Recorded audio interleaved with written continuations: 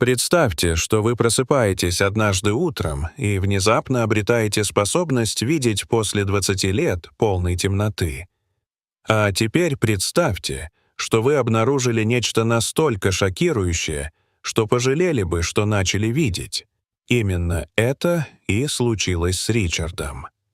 После того, как экспериментальное лечение чудесным образом восстановило его зрение, он, казалось, обрел новую жизнь, полную ярких красок и соблазнительных возможностей, но принял решение, которое навсегда изменило его судьбу. Он держал это в секрете от своей жены в течение 3 дней, считая, что готовит идеальный сюрприз для своей любимой.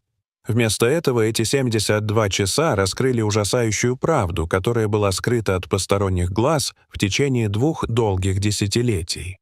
Что может быть такого ужасного, что заставило мужчину подать на развод в тот самый день, когда он должен был праздновать годовщину свадьбы?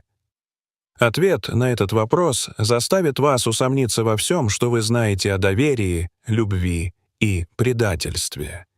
Жизнь часто испытывает нас, когда мы меньше всего этого ожидаем. Для Ричарда это испытание наступило в возрасте 37 лет, когда мир внезапно погрузился во тьму. Однажды утром, открыв глаза, он не увидел ничего, кроме полной темноты, которая стала его постоянным спутником на следующие 2 десятилетия. Врачи назвали это быстрой дегенерацией сетчатки, редким заболеванием, которое, по их словам, было необратимо, так звучало их сочувствующее сообщение, полное безысходности.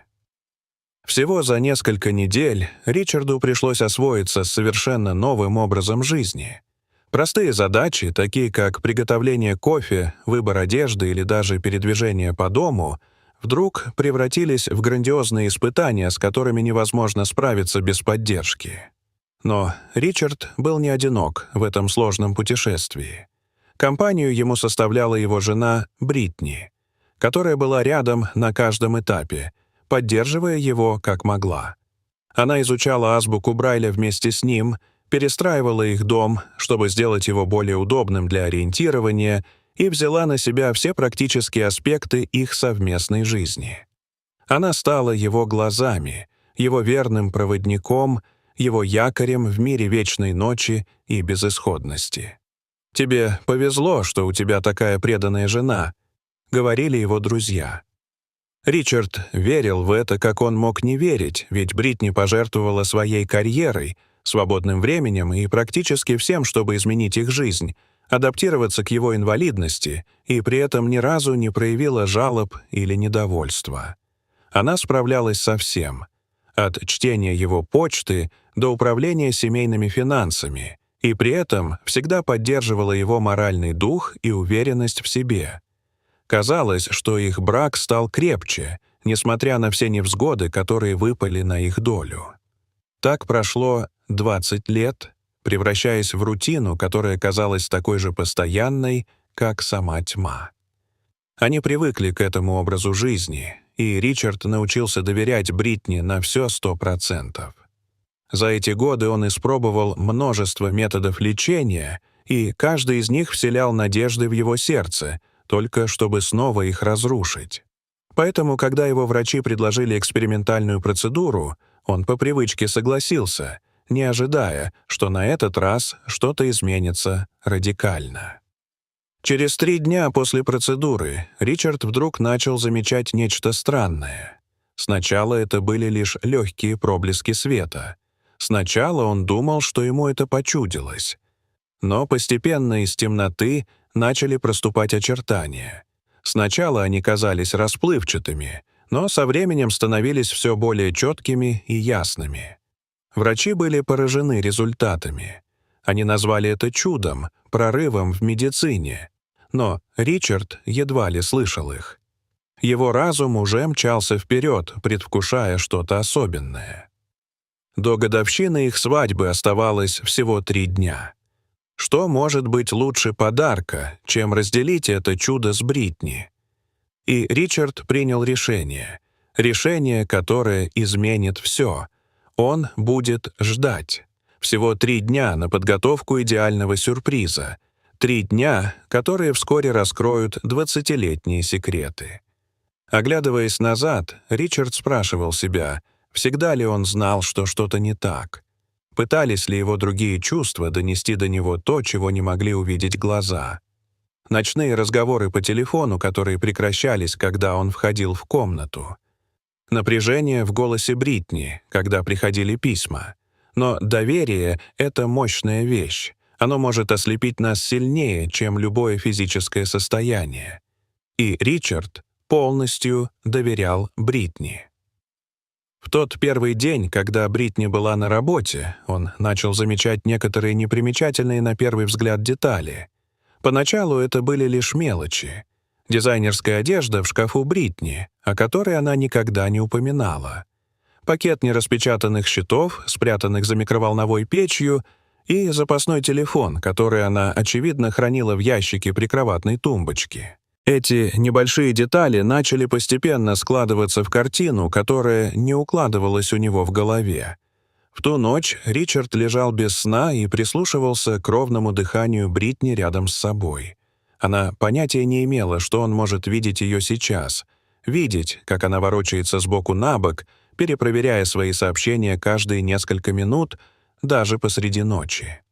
Синий свет экрана осветил ее лицо, обнажив глубокие морщины от беспокойства, о существовании которых он и не подозревал. Его сердце бешено заколотилось, когда он сел за компьютер. В течение 20 лет Бритни управляла всеми их финансами. Она всегда говорила, что так проще для них обоих, и он не волновался ни разу за последние 20 лет. Но сейчас счет имел 0 на своем балансе.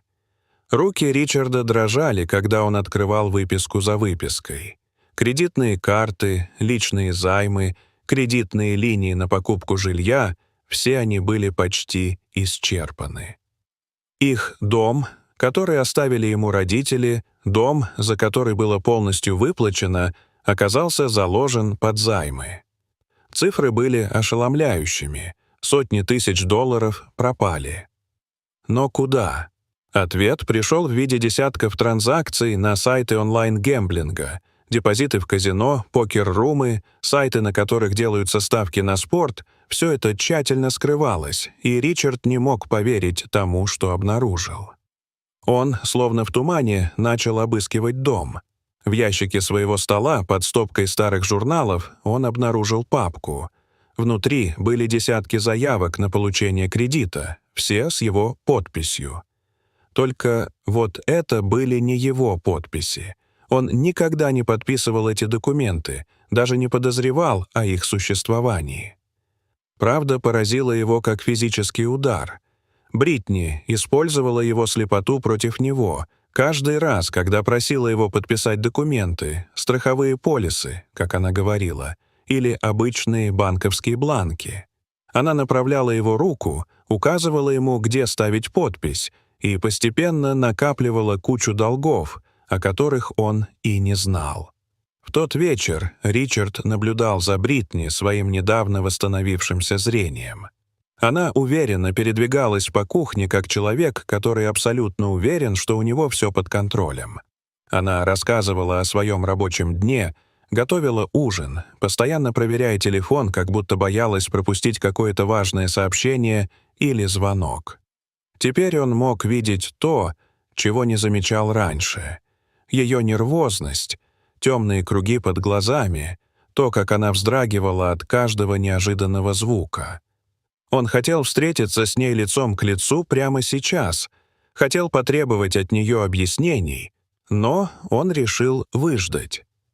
У него был еще один день, чтобы собрать доказательства и убедиться, что у него есть полная картина ее предательства.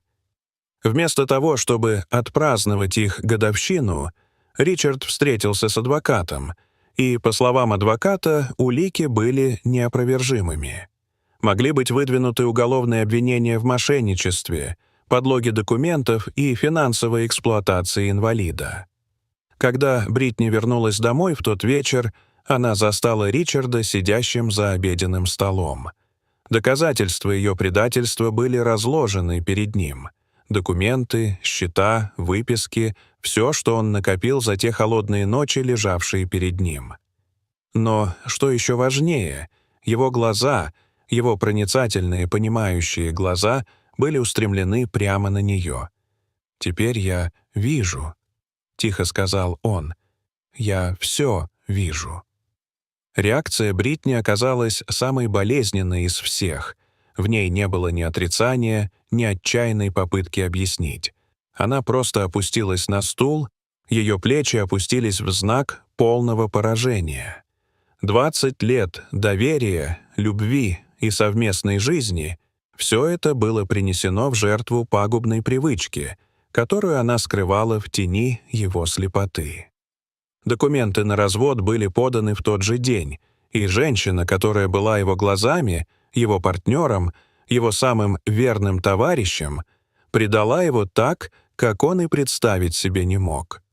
Оказалось, что тьма слепоты — ничто по сравнению с тьмой предательства.